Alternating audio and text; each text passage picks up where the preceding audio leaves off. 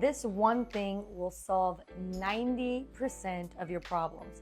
If you're a husband, if you're a wife, if you're a business owner, a friend, it doesn't matter. It'll solve 90% of your problems.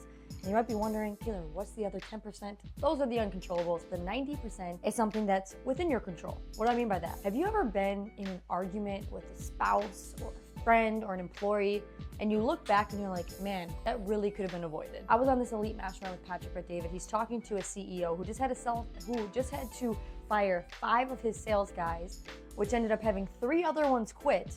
And he's processing with them, and he goes, well, did they know before they got fired that they were on the verge of being fired? And he said, no.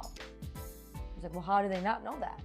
The CEO didn't manage expectations up front of what was needed and what was expected of the reps in order for them to keep their job. Or when they were fired, it kind of threw them off guard, and it kind of scared some other people where they ended up leaving him.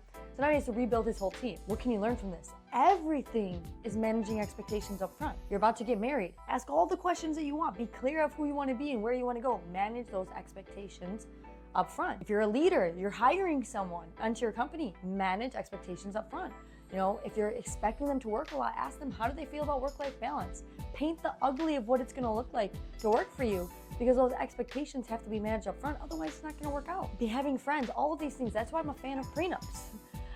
As someone who comes from divorced parents, the last thing that you want as a child is your parents constantly fighting, going to court, and this, and that. If it was already in the prenuptial agreement and agreed upon of what was theirs, where everything was going, divorces wouldn't be as horrible.